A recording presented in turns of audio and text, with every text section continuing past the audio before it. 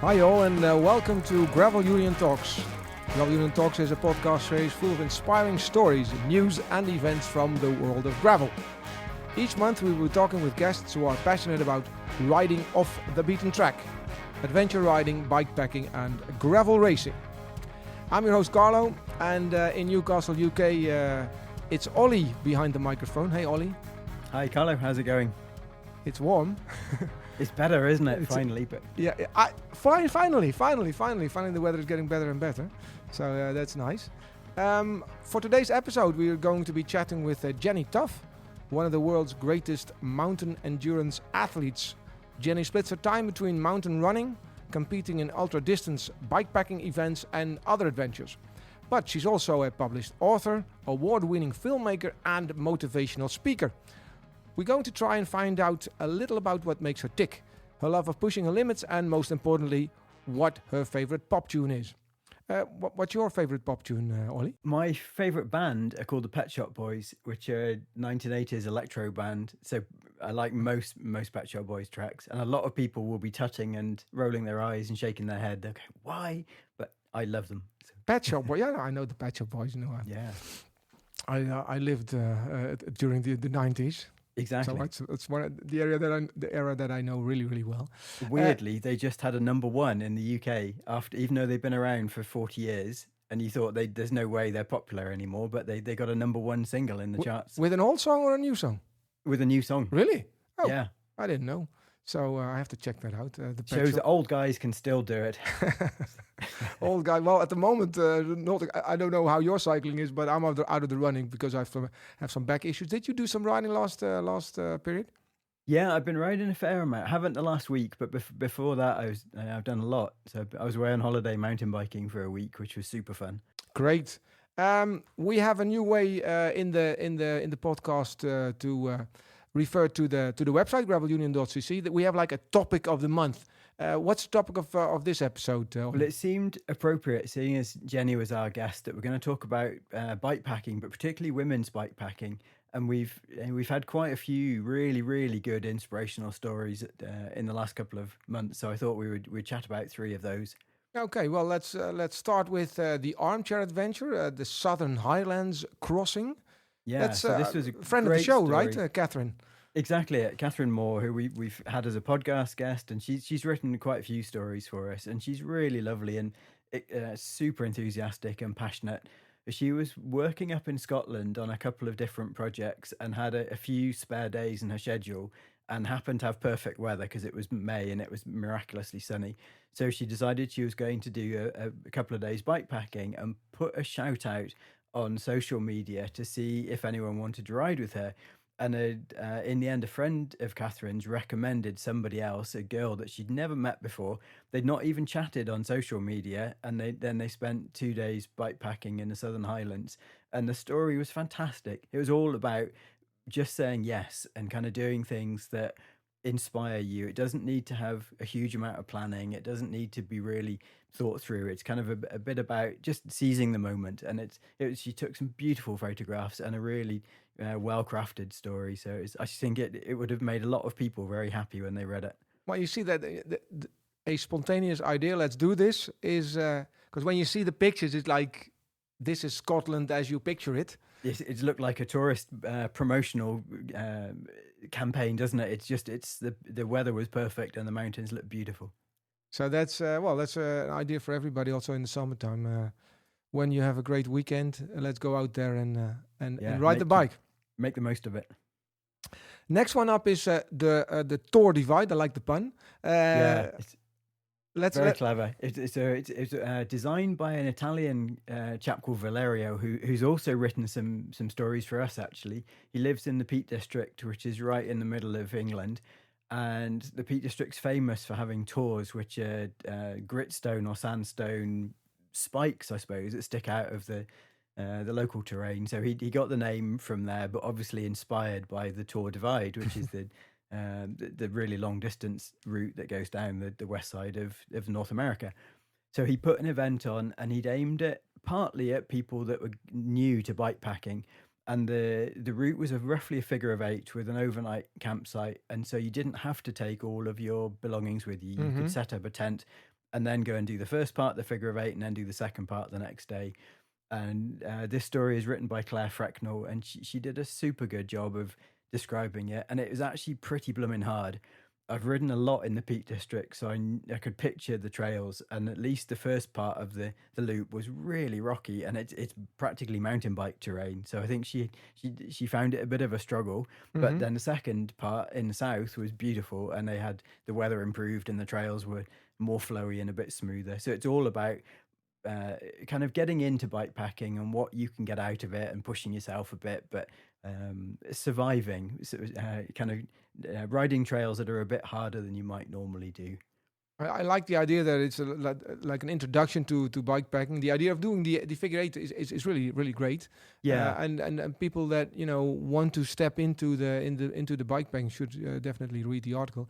The event will probably also be held next year in May, I think. It definitely will be held next year, yeah. So check it out. And and the riding is absolutely fantastic, but I think I'd probably take a bike with big volume tires if you're going to go and do it. Talking about big volume tires, and all the three articles are in the UK. So next one is also there's a link which will also be in the show notes to the film that we have on the fat bikes. Exactly it. Fat bike packing, and not only that, but e-bike fat bike packing. That's quite a tongue twister.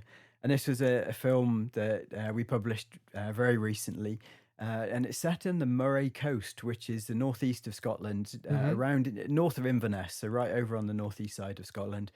And it's made. The filmmaker was Marcus Stitz, who we've had on the show before. He sends in loads of great stories and films for us, but it also starred Jenny Graham, who's the current women's round the world record holder, and so she's super speedy and normally does bike packing with incredibly minimal, kind of taking the bare minimum, trying to cut the weight down, trying to just be fast and smooth and all the rest of it.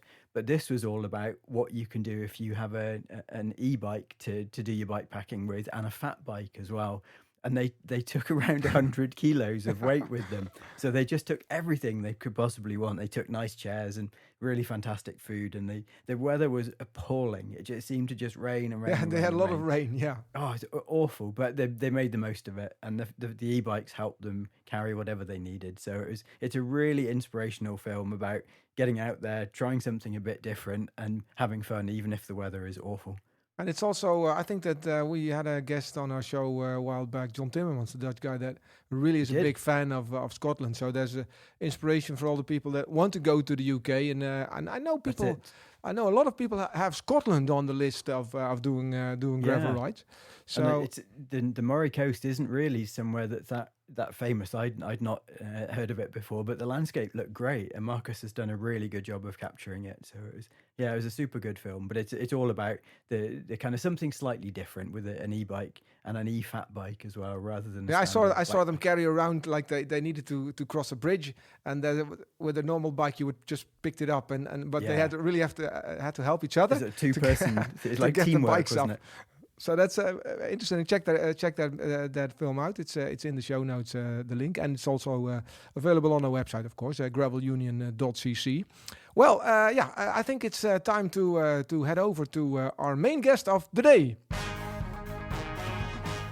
Hi, welcome to this month's episode of Gravel Union Talks, and we're joined by Jenny Tuff, who's an ultra-endurance athlete, a cyclist, a filmmaker, an author, public speaker. The list just goes on and on. Wow. So we're going to talk to her about her adventures, what she's got up to in life. We'll try and put a gravelly spin on it as much as we can, but there's plenty of, it's going to be mountain-based as much as it is gravel-based. Mountain is the red thread of this episode. Probably. Exactly it. So Jenny, welcome to the podcast. Thanks for taking the time out to join us. I'm really honored. Thanks for having me. Great. Well, for so maybe not everybody in our audience knows all about you, so we'll start off with an introduction. If you could tell us a little bit about yourself, please, that would be great. Yeah, sure. I guess my bag is doing ultra endurance sports in mountain environments. I compete in bikepacking races and have done for the last 6 or 7 years. And I also take on my own solo expeditions, mainly running, but anything that's going, biking, running, skiing, anything that's human powered. and I like to write about my adventures in order to make a living. And the hill that I put myself on to die is trying to get more women and girls, and everyone but women and girls, excited about moving their bodies and feeling like they belong in the outdoor spaces. Now at the minute, you're talking to us from Scotland, but you're Canadian, but there is a strong Scottish link, isn't there? So when I was doing the research for the interview, I found an interview you did with BBC Scotland where they said that your surname would be pronounced Tuch in northeast Scotland. Yeah. So we thought that's a good place to start. A bit about your background, I guess, that if you've heard of a thing called nominative determinism, which is a crazy word, but it kind of means that your family name almost dictates where you end up in life. And we thought that's pretty cool. If you're Jenny Tough and you do something that's pretty hardcore for your living, do you think the surname made any difference at all, or do you think that's absolute rubbish? I've often wondered that, what would I be if I were Jenny Robertson? All I got to say is that the era that I grew up in as a little girl, it was something that I was bullied about at school because it was ridiculous for a girl to have the name Tough. Like, tough is a boy trait. Okay. And I think we moved on from that a little bit, but not completely. But yeah, when I was a little girl, it was something I was bullied over. Oh. So, and I wish that it wasn't my name. And now obviously I wear it with so much pride. And now that I've moved to Scotland, and by the way, people explain to me that it's pronounced Tuch all the time as if I wouldn't fucking know how to say my own name. Sorry, okay. But no, you didn't explain it to me. No, but the postie, whenever he comes and he reads my package to me and he goes, it's pronounced Tuch? And I go, yeah, I do know lived that. here quite a while now. Is it yeah, exactly. Is it complicated because you're Scottish and you aren't, and then you're... Yeah, and it's certainly only parts of Scotland that they'll say Tuch, like in that BBC interview you mentioned. It's really up in the Highlands that I'll get it. Down in Edinburgh, everyone would say Tough. Okay. So we just go with Tough. I don't want to dance circles around anyone suddenly pronouncing my name. Okay. And how much of how do you split your time between Canada and Scotland? I'd say Scotland does get a lot more of me, a lot of my life and certainly my career based over here. Okay. I do split between them. So BC is my home in Canada, but you can probably see in the screen behind me that there's a little dog on the couch, and she's certainly been a bit of an anchor now. Okay, that's a good reason as any to come back here. Yeah.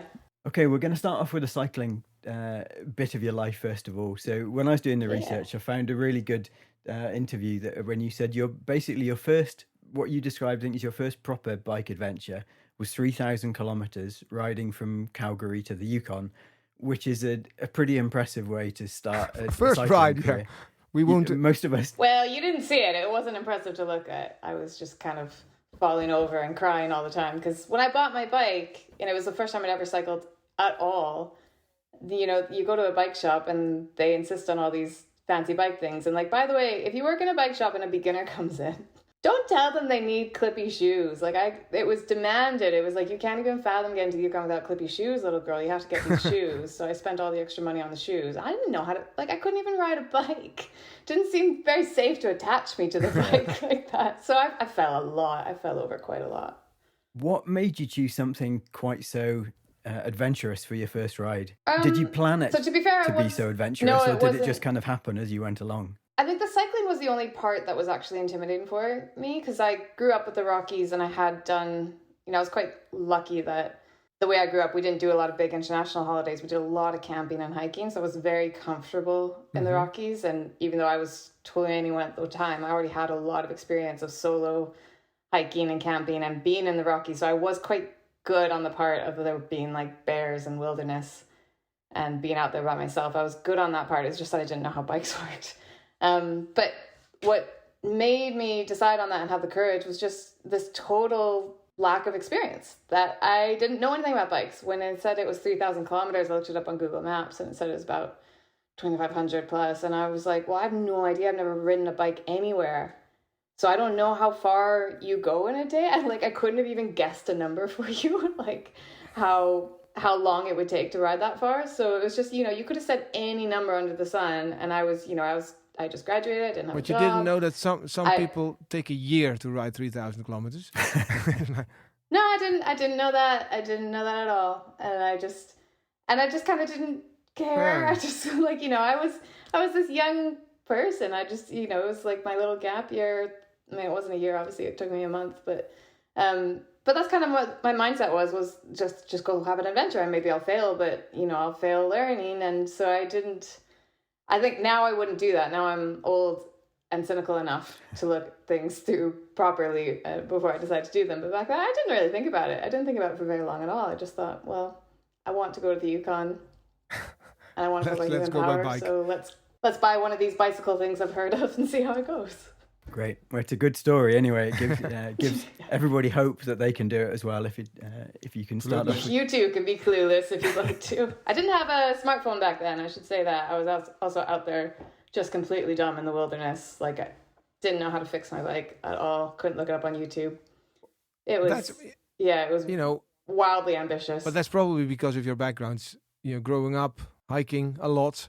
Because I think that's really, really intimidating to others. Like, I wouldn't even dare to go out by myself. The Netherlands is pretty flat, and there's not much. Not many bears. Not too many bears. No. Well, no. Yeah, in the zoo maybe, but so it's really challenging then, and because the story of your life seems to be like you step into something new and there are no boundaries.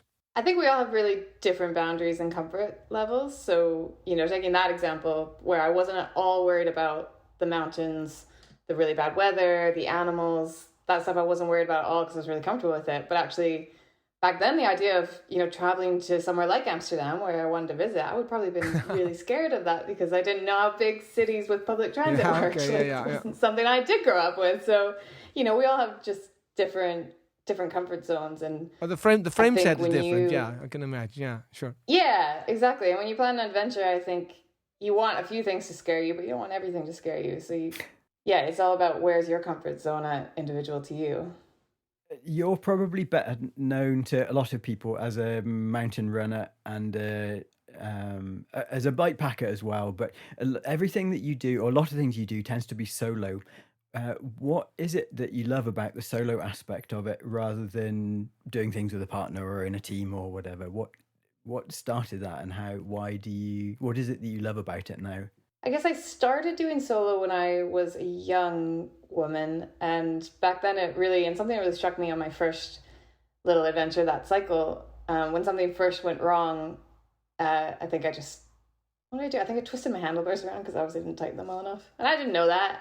I didn't know how to use my bike tool, and it dawned on me that I'd never, I didn't have any phone signal, and I only had like one of those Nokias, and it didn't have any signal, and I was way, way, way out in the wilderness, like literally more than a day's walk from the next town, so I had to figure it out. And it really dawned on me that I'd never been in that position before in my life, where there was no one around to ask for help. And it was a very frightening moment, and I did cry a whole puddle of tears on the side of the road, but once I figured it out, there was this kind of like, holy shit, that's so empowering. And so many of us can live our whole lives never being away from either a bigger adult who knows things or Google. And to be away from those things, especially when you're young, and realize that you are actually capable of solving your problems, that you are actually a capable human being, and it's really empowering. So that was something that I learned quite early, is that on these solo trips, I can't defer to someone else to help me along. I have to empower myself and put myself in that bold position of fixing my own problems. And so that's something that I think I still get from solo trips, and it's why I'm so passionate about telling other people to try them, is because there's so much growth that will happen, and a lot of that growth will be forced on you, and it'll be a really uncomfortable moment, but that's, you can really come along in leaps and bounds as a person when you put yourself in that really bold position. One of the adventures that you did fairly recently was that you ran across the Atlas Mountains in Morocco, and as part of your journey you came up against the gendarmes, the local authorities, who didn't really understand what you were doing as a single woman running across their mountains when they don't see tourists at all, let alone women, but let alone solo women. And one of the things that you said in your film was that you felt like you were carrying the sisterhood across Morocco, which is a heck of a lot of pressure to put on your shoulders. That not only were you trying to kind of survive individually, but you were also wanted to be a champion for women athletes and for women in general, I guess. How do you deal with that kind of pressure? Yeah, it is. It's a lot, but it's also an honor to be one of the few women put in that position. And that was something that was really on my mind when I was in Morocco. So for context, when that happened was when the Me Too movement happened. So every time I got to take a break from being in the Atlas and on my expedition, and I would dive into my phone for a little distraction, everything on my phone would actually be littered with Me Too movement, which was a very powerful time for us, but it was really heavy. Like a lot of women reading through all that stuff, you know, it was a lot that we were all digesting and dealing with. So having that kind of being the mindset, and then also I was in this country where I was being treated very much like a second-class citizen, and meeting a lot of women and hearing their stories and seeing their reality, and something that I was really conscious of when I spoke to the local women, and some of them would be really honest with me about the reality or like why I was being treated the way I was being treated. I was really conscious of the fact that I had a plane ticket to go home, that I was there by choice, that I'm one of the few women in this world that experiences an almost unlimited freedom. And that's a huge privilege. And it really doubled down on me when I was in Morocco to think about how am I going to really use that privilege and how am I going to be, you know, someone that is worthy of the sisterhood. So it is a lot of pressure, but again, it was a huge honor to really check your privilege on that one. Okay. We're going to stay with Morocco for a second. I've been very fortunate that I worked there quite a bit in the travel industry, Yes, and amazing it's an country. incredible country. But the mapping there is appalling. As a civilian, you just can't get decent maps at all. Or there is a road on the map, and you get to the road, and you're like, really, this is unacceptable. And a lot of the time, it's either the maps they're not accurate, or they're not up to date, or you can't get them unless you're in the military. So if you are going to go somewhere for the first time and you know that the mapping is pretty poor, what can you do to try and help make your journey smoother or simpler or easier? So something I always say to myself to give myself comfort in those places, because especially if there's no maps and you're like, oh my God, there'll be no store, there'll be no road, but if people live there, there is a way to exist. And that's something that I just constantly say to myself, like, especially with Morocco and the Atlas Mountains. You know, I started in the Far East where it's very desert ecosystem and there's no above ground water. And I was so anxious about that. And I just kept saying to myself, people live there, which means there is water. I don't know how to find it, but they do. So yeah, things I would do in places like that is one, Google Earth or satellite images, where maps fail you. Pictures from the sky absolutely don't fail you. So one is just looking, and in Morocco, it's so fun and easy because the entire map is sand colored and there'll just be these tiny little green dots. And you're like, those green dots are my hope. Those are the little towns. If there's green, there's definitely water. And a lot of my run across Morocco was just sprinting between those green dots. And sometimes they were more than 50 kilometers apart. It was really thirsty work. So that, and then, you know, we do have a lot of good technology in mapping resources. Like there's Komoot highlights or Strava heat maps. So like a lot of the technologies that we use that are kind of pointless out in those places, they do have, I mean, we live in an age where everyone's publishing everything they do to the internet. Yeah. And the likelihood that you're the first person there is pretty small. Okay. So a lot of internet research before you go is exactly one of the answers. A lot of your adventures are pretty tough, again, appropriately, or and you've described it before as being, some of it is definitely type 2 fun, where it's only fun afterwards. How do you find the balance between stuff that's actually fun at the time and adventures that really push you and are pretty hard going when you're doing it, but that you look back on and think, I'm really glad that I did that? Yeah, I think it's the right way to put it, because it does feed your soul and really lift you up to overcome those things. But you know, this is what I do. I don't want it to be misery fest. I don't want to look back on the last 10 years of my life and think, God, I cried so much and everything was hard and I just had a horrible time. I don't intentionally go outside to have a miserable time. I think it might look like that because of the choices I make. But you know, I go there because I wanted to explore and have a great time. And I just know that it's really hard to get to these moments. Yeah, it does have to be a balance. I think balance was the right way to frame that question, that you do have to love it, and there has to be things within it that you love. So even in, you know, my run across Morocco is a great example, because every day was so fucking hard for so many reasons, like the gendarmerie issues, the lack of water. It's hard running 850 kilometers with a backpack. It's just hard. But within that, I had to find things that I really loved. Like the Berbers are the nicest people, and every day I got to meet them and have tea with them. The views are insane. The night skies in Morocco, you'll see them, like they're just some of the best stars you ever see. So you have to look for these little sparks, these reasons that you are there that are valid, type 1 fun. This is absolutely glorious kind of reasons. And if you don't have enough of those, you're not going to make it. And if you do, I think you should check yourself into a facility because, it's gotta be worthwhile. This stuff is a luxury. Like, at the end of the day, as hard as it looks, it's a luxury to go run across Morocco. Like, how good is your life that you get to do something like that? Well, having done so many adventures, are you still, you prepare everything well, but is the surprise element also in the the downsides and the upside? Is that an element of your adventure experience, or? Yeah, and it definitely does smooth out a bit the more that you do. The more that you see of the world, the more that you challenge yourself, you get a lot better at kind of, we always talk about endurance. You're always in waves of your mental mindset. Like sometimes you're up really high, having the best time, and then suddenly you'll plummet down, and you just you're always on these waves. Anyone's been on a long bike ride, even just a single ride can feel like waves of these ups and downs. And the more that you do, the more experience you become. The waves do even out a little bit. But then I think that's why I just keep on pushing myself to go to new places and try new things because, there are always surprises. And if they're not, I'd be really disappointed. On a kind of surprise front, you plan to be the first person to ever run the whole length of Kyrgyzstan. And you did a really great TEDx talk where you were talking about what it was like. And you got to, I think, to Bishkek at the start, went to visit someone from the tourist board, told them what you were going to do, and they said, you can't do it. That's not possible. And then they thought that you explained to them the route and where you were going to go and how much planning you'd done. And this chap said, okay, it is possible, but it's not possible for you because you're a woman and because you were young and all the rest of it. How much of a kind of a red rag to a bull thing was that? And was that because it sounded awfully negative, really. If someone said to me, you can't do it because you're a woman, I'd probably want to punch them. But how do you deal with that? And did you turn it into something positive? So I think every woman does have experience of dealing with that. Every woman that has been told that something's out of reach for her because she's a girl. And we can just look at it for running specifically. We're all raised that we're not allowed to run at night. And, 3 of us on this call are all from countries that in the winter it gets dark at like 4 p.m. So that, it makes our lives really difficult when we're told things like that. So we're used to being told no. So it isn't that shocking.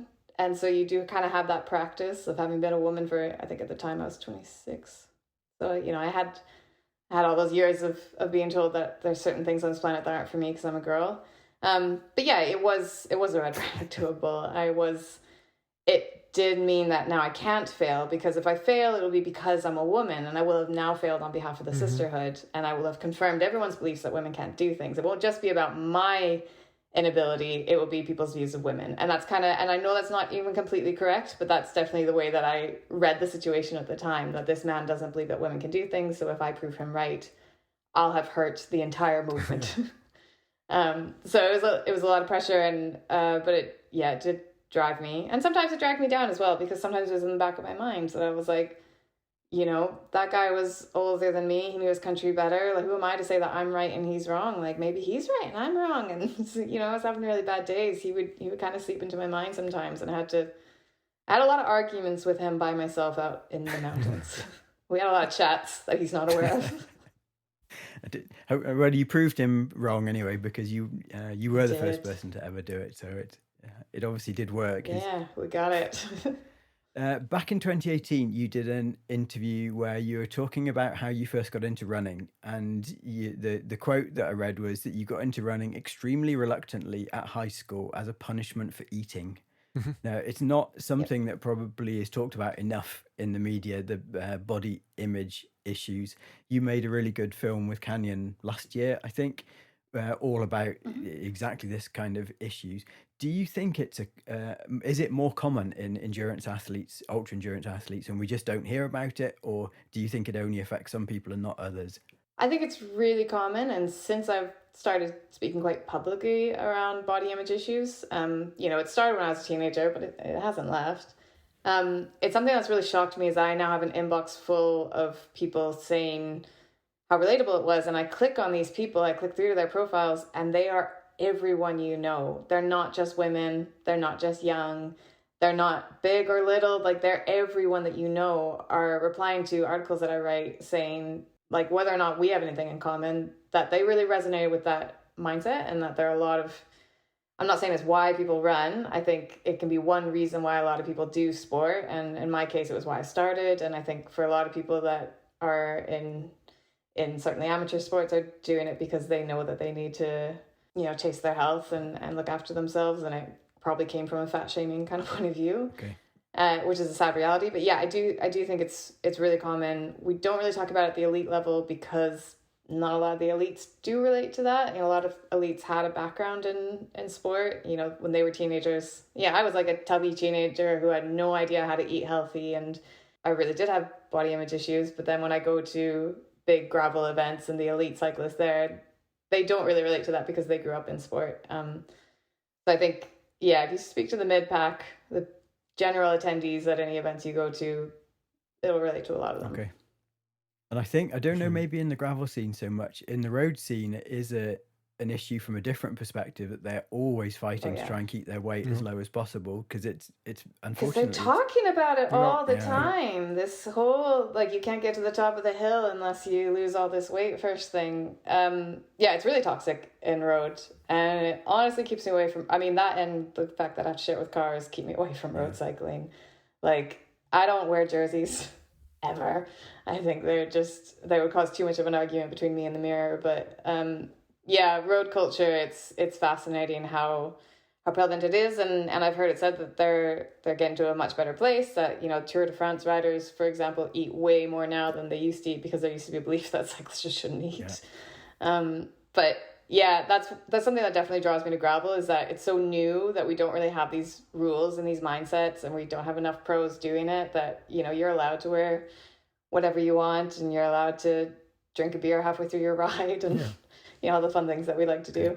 That links very neatly into gravel riding, so we'll head back that direction. All right, let's go. You recently you did the Gran Granch, probably pronounced appallingly in Spanish, but out in the Canary Islands, and it's quite an interesting event in that it's multiple stages across different islands, separated with a ferry, and you have to catch a particular ferry, and if you miss it, you're stuck for 24 hours and all the rest of it. That's very different to the other type of events that you've done, where you're normally human powered from A to B to C to D. How did it feel doing an event where you know you're going to have 3 or 4 hours of rest in between each stage? It was really stressful. Looking at those ferry times, because you can finish the event whenever you want if you miss the ferry, or you can deliberately miss a ferry to have a nice big rest in a hotel. You know, you're in the Canaries, you can always find a hotel. I found it really stressful because Alan, who I rode it with, we both wanted to do well. We wanted to be on the, like, under a 4-day pace, which is kind of considered good, and we wanted to be good. Yeah, it was really stressful. We had the first 2 islands, we had brutal headwinds that meant the timings we expected were pushed way off, that we knew we had to work so much harder to battle these headwinds and still make these ferry times. And then they weren't actually that restful. One of the ferries, I've never been on a car ferry that moved like this ferry. I was in a room full of, you know, the big ferries, and everyone sat on their little, like, airline style seats. I swear to you, everyone in the room was throwing up. I've never been in a situation like this where there were that many people in a full room on a full ferry throwing up at the same time because the boat was rocking so much. It was like something from a horror film. Yeah, that doesn't sound good. So I think, there was maybe, I would say 30 or 40 cyclists that made that ferry, and we all got off and were like half of them probably did throw up. So we're in the middle of this ultra event where we're burning all these calories, and we're meant to be on the ferry to make use of the time to, like, eat and sleep. But instead we've done the exact opposite and made ourselves wildly sick and lose all. Oh, it was horrible. Otherwise, I liked the ferries. Otherwise, I liked having those little breaks. Yeah. You could, like, plug in your phone to charge, and that was quite nice. But not if you're being seasick. Yeah, that was something I didn't realize that was going to happen, because ferries are so big. I didn't think that. Okay. This is the first time it would be a seasick situation. First time that I hear this experience, because we had Luke on the podcast once, but it was he did it. Talked about it, and then we did it, and some of the other riders were like, "Yeah, it's a known thing that the Gran Canaria ferry is seasick central." Apparently, if you do this race, bring seasick tablets with you. I didn't know that. Good tip. What was the good thing about the event? So if one of the kind of slightly negative things that you were ill, presumably there were some real highlights as well.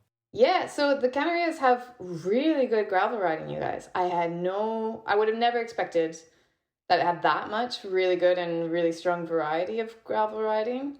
And a lot of it at actual altitude, like getting close to 2,000 meters on some of the islands. So that was really incredible. We had cloud inversions on 3 of the different islands that we went on. So we're up at this height on these amazing gravel tracks, and you could just see this ocean of cloud around you. It was really, really stunning. And just, I'd never been to the Canaries before, but you certainly, living in Britain, you have an image in your mind of the type of tourism that exists there. And we just didn't interact with any of that. We didn't see any of that. We just saw these beautiful parks and these beautiful gravel tracks and big mountains. So it was totally different side of this really beautiful part of the world. And how is it? Because you're in touch with the other riders during the ferry, or if you're not sick on the ferry. But how is that? Because most races that you do, you're just competing one another.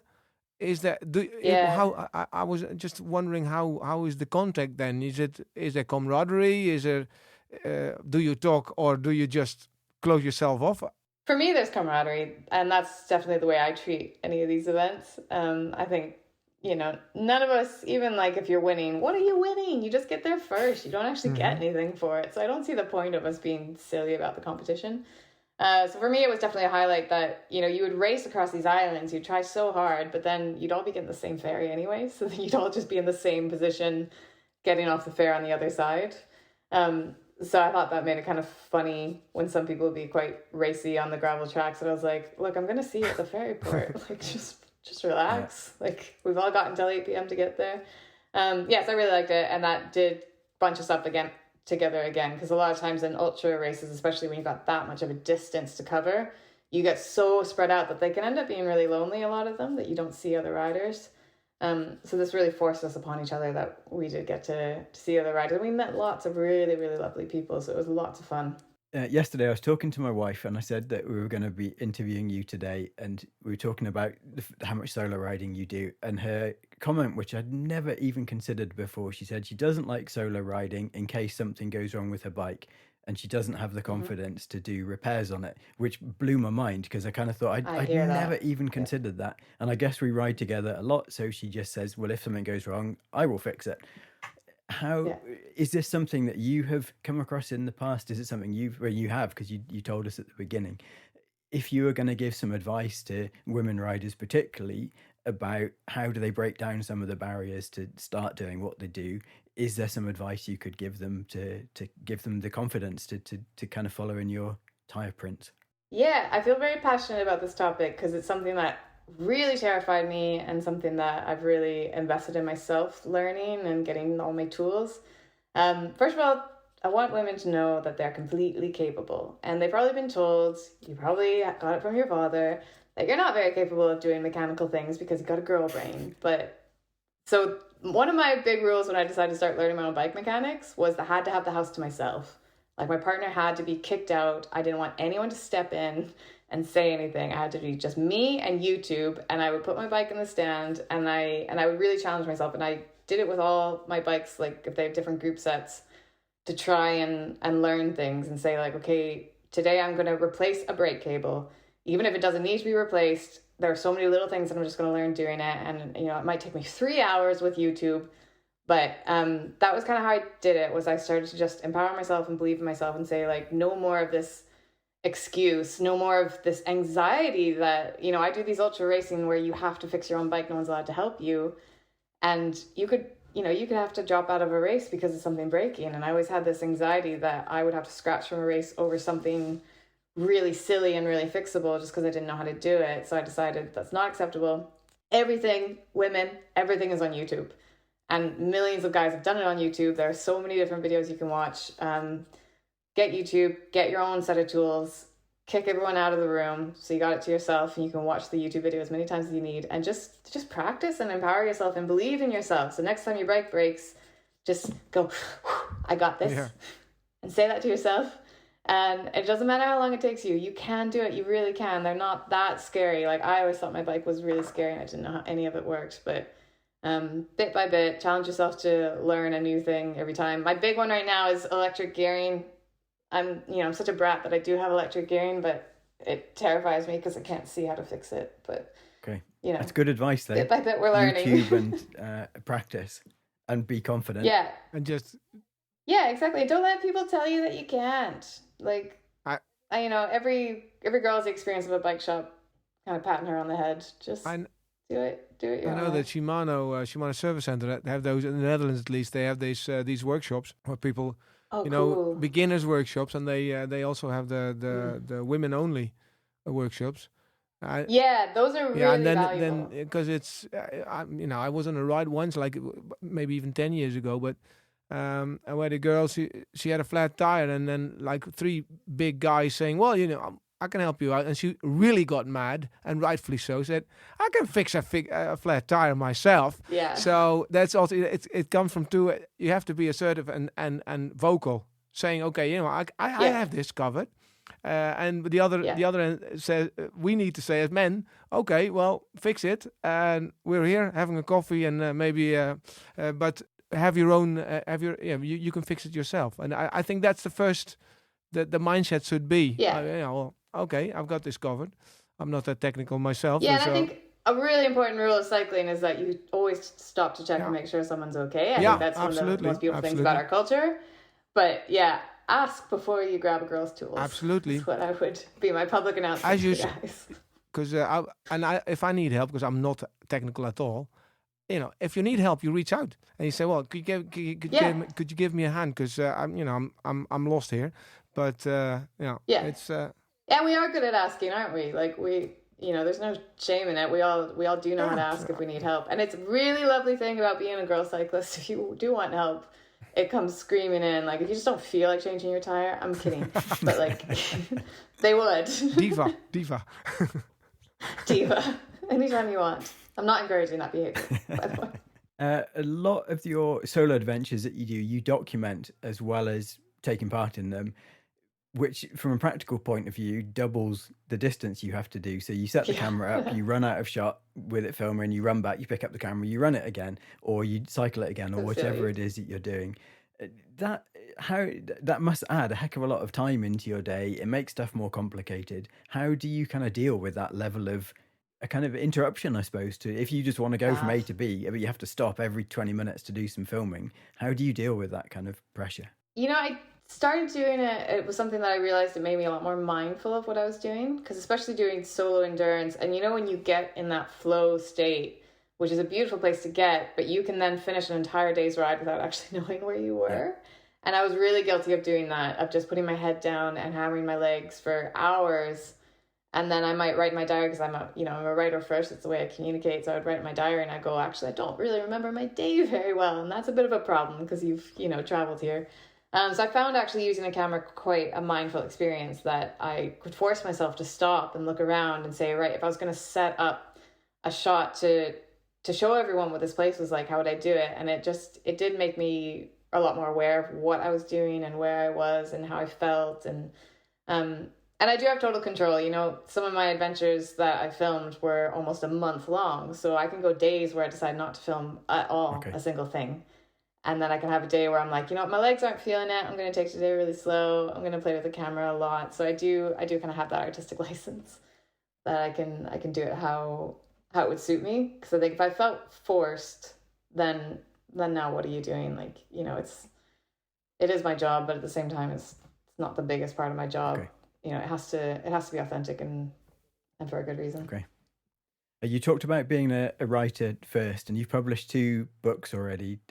One is called Tough Women Adventure Stories, and the second one is Solo, What Running Across Mountains Taught Me About Life. Have you got plans to do a book about cycling? Gravel cycling particularly, because that's obviously what we're most interested in. But yeah, I would love to write a book about my cycling adventures. Any publishers listening, I would absolutely love to. I'm open to the idea.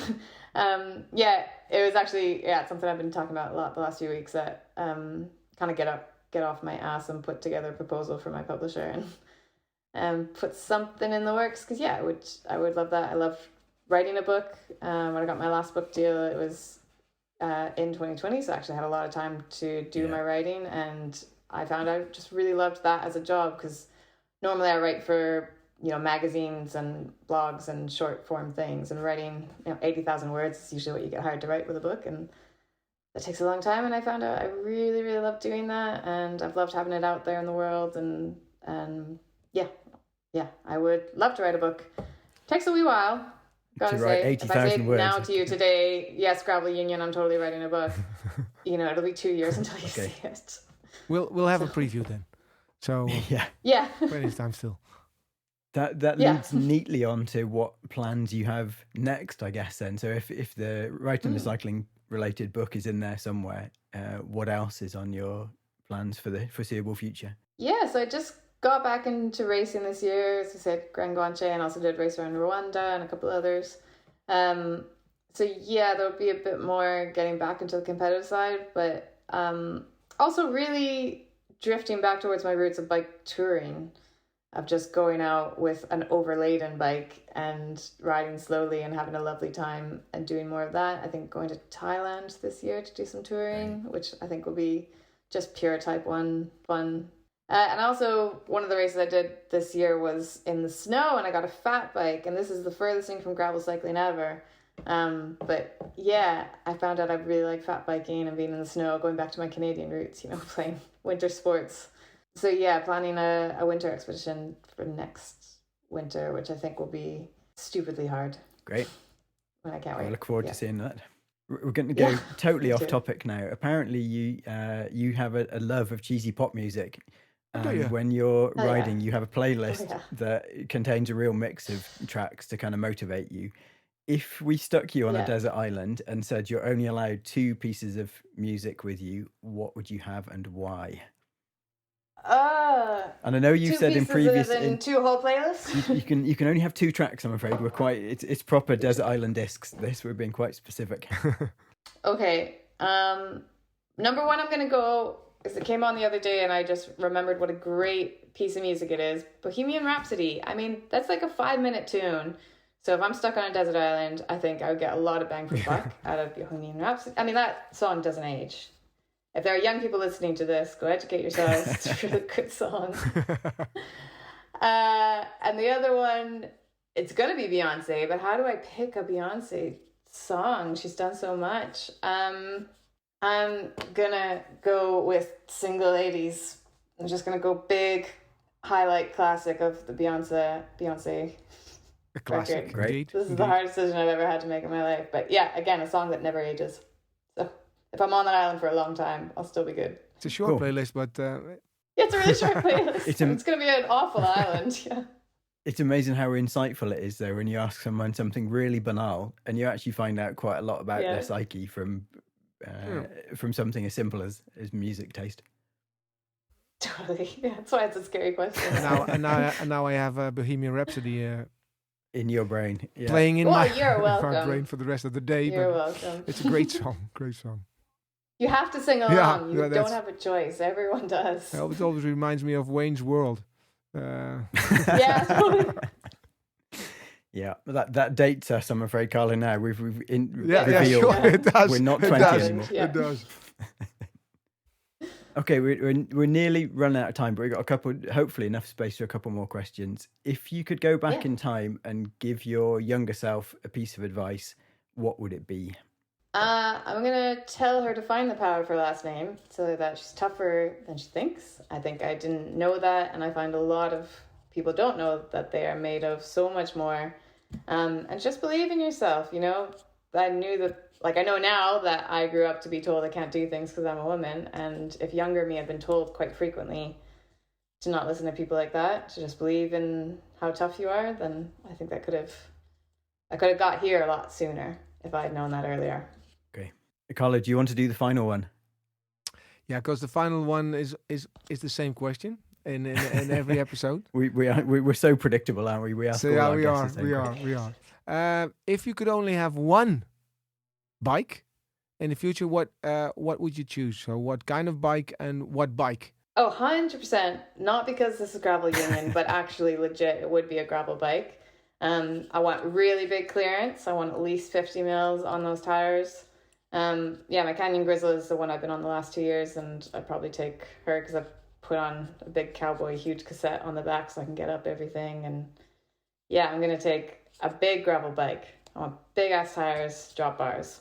That's the bike of dreams. And the Canyon Grizzle is your bike of choice then? Yeah. Okay. Yeah. That's the one that's in the background as well, so that's very neatly done. I already saw it.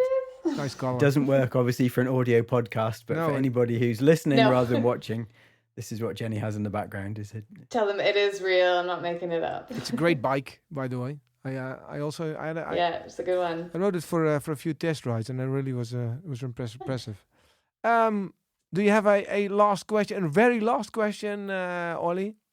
I think we've got through all of them. Well, then we need to Amazing. thank you very, very much, Jenny, for your time and your wise words, experience, and then we'll head over to our famous outro. Well, thank you very much for joining us in this month's edition of Gravel Union Talks. If you have any suggestions for guests or topics you would like us to feature in future shows, then please post a comment on our Facebook page and get in touch through the website, or send Olly an email, info@gravelunion.cc, Olly. So we'll try to fit it in our schedule. Please like and star us on your favorite podcast platform, and make sure to leave some hopefully positive remarks. Don't forget, if you like what you've heard in this episode, there's lots more great stories, features, news pieces, and the latest gravel event information over on the gravelunion.cc website.